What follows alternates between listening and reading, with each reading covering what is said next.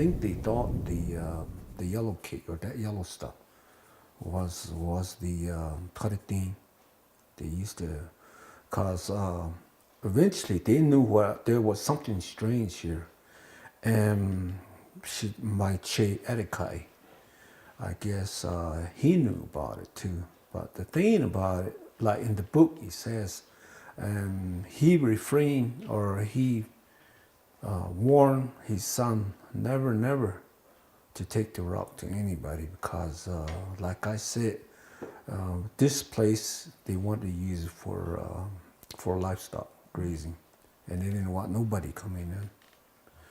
You're talking at the time, you got about 1,000 sheep, and this was a very important place to them for them, and they didn't want an intruder in the first place. But I think they said they knew what it was. Not that they knew it was uranium, but it was something that they. Did they know at the time that it was dangerous, do you think? I don't think so. I don't know. I mean, die at the. Even the government, I don't really think they knew that much about it. So the Navajos here, they didn't know nothing about it. We're standing at closer to Moonlight Mine, which was the big mine. Behind me, there's the windmill, and this is where all the animals they come down here and drink this water here. And people sometimes, if they need water, so they have to haul the water from here for drinking water too. Even me, I used to draw my truck up here and just throw the holes in the tank and then suck it out and then take the water down for my livestock too, and also use it for my plants too to grow.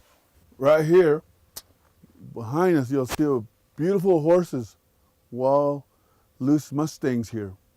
But if you look right above it, look at that. You see some of your mines up there, uranium mines. And this is another one that we talk about the government. They said, oh, it's all cleaned up. The uranium mines all cleaned up. Look at that. Yeah. You can easily see it. And then the animals right below it, huh? Mm-hmm. It's eating the grass where the dust is coming down. Yeah, all that wind brings all that dust down Yeah. down to the bottom of the valley. This water here, it's not no, it's not just for the animals. A lot of times the family, they bring their truck with water barrels and they load it up and they take it home. We graze on this land around these areas. You know, we live here, so it doesn't feel like danger. But once they start testing it, it is danger. In 1979, Northeast Church Rock Mine or the United Nuclear, they were mining, they were going real good, and then they have a dam that they kept filling up after the mill. So they have a mining and mill right next to each other. So they pushing the people to work and then mine. So they kept filling up that dam. So at the time, July 16, 6 o'clock, that dam breach. The way I understand it is that the release of the energy, the atomic bomb or the radiation was bigger than the bomb that was dropped in Hiroshima. When the dam breached and then the water flowed, and then the people even walk in the water, the sheep walk in the water, and then they burned their lake, people burned their lake. So as a result of having to have funding to clean up, they only clean up half a mile of that. And then there was some funding that was allocated for that, but they said, oh, we ran out of money, we cannot clean up the rest. So the contamination happened from Northeast Church Rock Mine all the way down to Gallup, Holbrook, Winslow, Flagstaff, Grand Canyon, Little Colorado into the Pacific Ocean. So that's how the contamination is. So as a report back as of last year, we do do the commemoration every year here. So the report back that we got from the concerned community along the Perky was that I have death certificate of 5 of my family that's related to cancer. Health really wasn't. It was into you know, what every teenager would, or every, you know, other interest. And not until when I started having my own family. My son was born here, Adrian, the second one. Randy was born at Children's Hospital in Salt Lake. But Adrian was born here. We moved back here, and he was born kind of deformed. We used to live in this, and thinking back about it, what happened to him? How did he, you know, we were actually living here. Remember, we used to sleep right here a lot on the floor. And when Carl came by to scan this place, to survey, the hottest place was right there. All of my aunts and uncle, I think, they had some of them, like Tony, he died of a brain tumor. And just my aunts and uncle. Yeah. Everybody's gone. Yes. And they had some yes. sort of cancer. Yeah, they did. Yeah. They really did. Yeah. If you see the movie The Last of the Mohican, I'm the last of the family. My parents are gone, my uncles are all gone, my aunts are all gone, my brothers are all gone. I'm the only one that's left. This area is, the English name for it is VCA, and VCA stands for Vanadium Corporation of America. It got its name from one of the companies who mined uranium in this area. Over here to my left, there used to be a big pile of sand that was tailings from the mill that used to sit just a little bit to the left of it, close to the rocks on that side. They removed that and took it to Halchita community and buried it. And to clean up the contaminants in the soil, they planted greasewood plants, and that's what you see behind us. And they are doing studies, or have done studies, to see how successful that would be. The plant we've seen here, they call it greasewood and saltbush. That's what we've been planted. The greenhouse was down in Arizona, so they bring the plant out here to be planted, you know. And what was the purpose of planting it? For the purpose of planting it is to clean the what do you call it? Contaminated? The contamination. Contamination. And that's what it was called. They were told. We were told that it's for that reason, you know. I really have no idea, but up to this day, I still think there's a lot more to be done to get it clean. Down here where we're standing and up on the mesa, well, because of the wind took all that dirt out again, and when we have a storm, a lot of those straw are been given away. You can see from on top of the mesa, it's like that, you know. So I don't know who's right and who's wrong, you know. I think for myself, there's a lot still need to be done to get this thing clean, so. Well, we're standing right now at Monmouth Valley, And the mesa that you guys see behind us, this is the whole Jet Toe Mesa on the north side. That's what we're looking at. And a few months ago, we had a lot of big construction going on, came here, and they are cleaning up this uranium that's coming off the mesa. At that time, you can really see it, really see what's the line of the uranium that's coming down onto this earth right here. When they were cleaning up, you can see how much, a lot of areas they cut all the vegetation all the way up to the mesa. And also, if you up there, you can see they cut off a lot of the mesa on top. The Navajo people, they say, I thought they're going to clean up the whole thing, but it's not. You can see there's still some hanging on the cliff and they're hanging along the mesa on the top. When I was here last year, they were talking about moving the people who live right over here away. Of course, when all this, and the dust, another thing was a serious problem when they were working there, right? Because Yeah. they dampen down the dust all the time because it was coming down on top of the people. Yeah, I mean, all these, they go to the relatives somewhere in the area, and then when they finish the construction, they move back. But again, if you're looking at it, there's still some uranium coming down. So if you see a lot, maybe you feel it a lot later on, this water comes down. There's a wash here that comes right down the middle of the community, go across the highway here. You can see how many families lives here. We're only about a couple miles away from a high school. And then again, you can see there's some windmills here. There's some windmills for livestock in these areas too.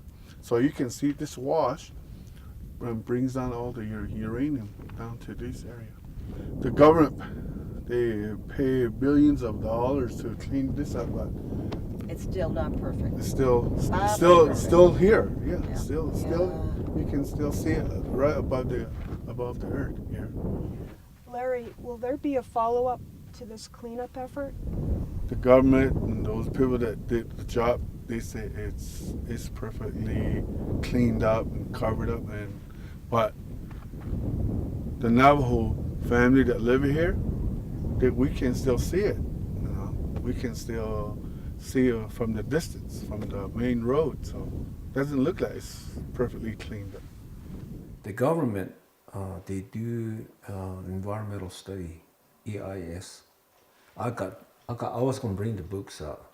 I got about that high. The studies they make, and they probably start doing study like for today, like from today, and it might go on 2-3 years. They have all these public meetings and what goes on, and then when it's all approved and everything, they'll come out and say, well, the tribe along with it, they'll say, okay, well, we're going to do this, already been approved. We live here. Why didn't they tell us when the book came out? Why weren't we in it? I mean, what's wrong with us? You know, we're the people. This is, they retain criteria information. The executive department from the tribe, they're no difference. We do not have access to their meetings, to their resource meeting. Every time when we're involved, they usually designate somebody else to represent us, usually within their own department. So that's the tribe politics. That's the way the government works. In 2007, they moved us out to the motel so they can clean up around here, simply because of the human risk factor that is the law, that they said we had to meet this. So they moved us out, but they left the other people here, our neighbors. So all that dust that was happening when they were moving the dirt around, all that dust created, then they went and then they started to complain. So how come you guys are the only one that could be moved out? So we have to live too. So that's when I took USCPA, GE, Navajo Nation up to that hill where that trailer is, and stood right there. And then my question was, you have divided the community into two groups, my group and the other group. So I was in the motel in Gallup. So where does that separation, where does that imaginary line that happens that's supposed to stop the contamination going over here? So that's when they say that, but before they told me that, oh, we had to have procedures in writing, 2 weeks, 3 weeks, and they had to be approved through the chain of command. So that's the government policy. That's the way we do things. That they kept telling me that. But when we talk about this segregation, separation of the community, they made that decision just like that. This is being exercised by the federal government, and based upon saying that, oh, we don't have enough money, we don't have enough funding.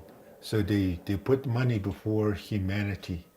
The priorities of economic development is ahead of the human health.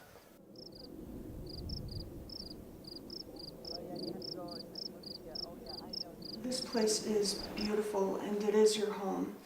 And with all the damage that was done, has anybody helped you or come up with any solutions to make this home safe again for everybody?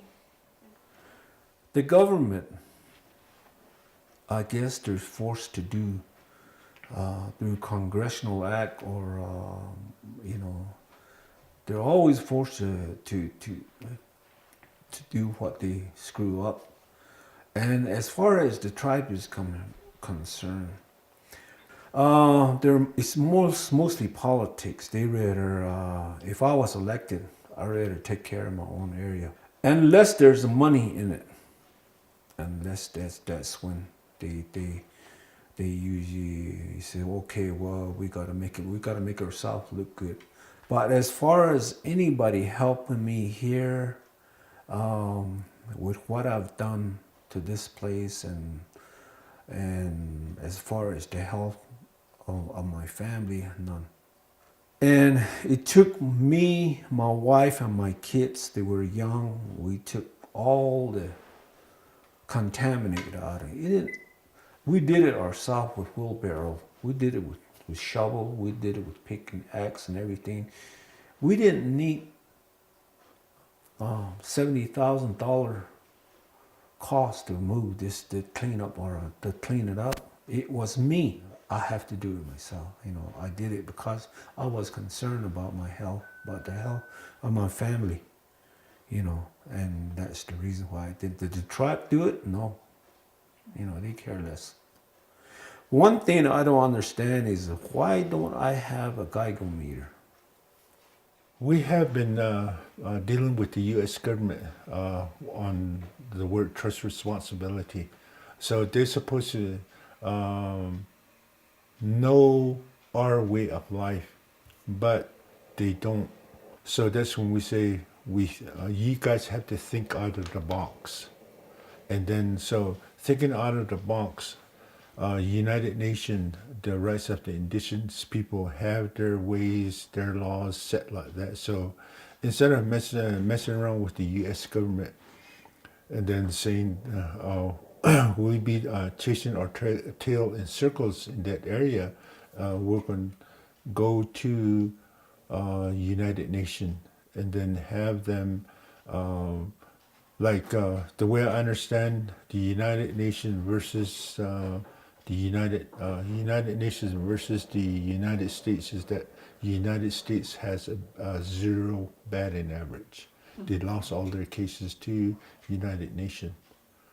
So we're going to go to United Nations through our tribal government. So with their support, we can pursue that. Down here, it's very expensive to live, but I'll do anything to live out here. I've been to Salt Lake, I've been to other places. Boy, I get second day, I'm ready to go home. It's just, the place is very beautiful. I won't give up this for living in a city or anything. No way.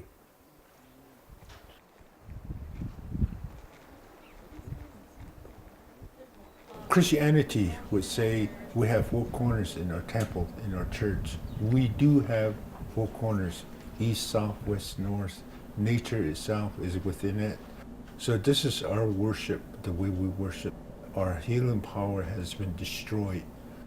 So when the contamination happens here, it's just like going to church and then destroying their altar. As the indigenous people, these are our sacrament. This is the way we worship. So when you apply that back into the Constitution, it's a violation of the freedom of religion.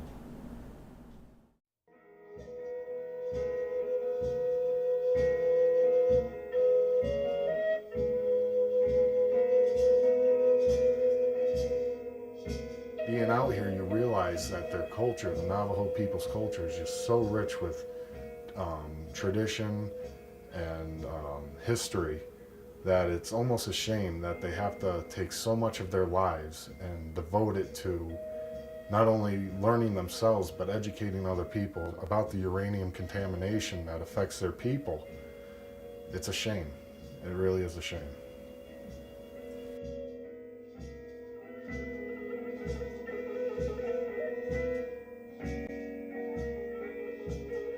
People can say, okay, how about they move away?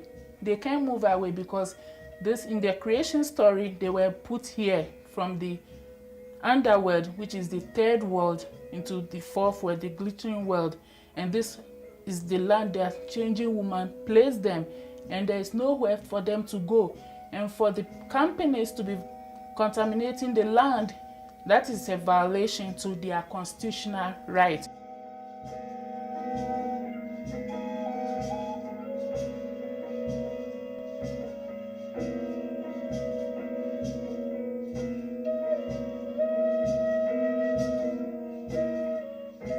Shocking that this world is part of my world, part of my country, and it's so different. And like I said before, being here feels like another country to me. I really can't say I've experienced that anywhere in America, and I've been all over America. So yeah, it's mind-blowing actually.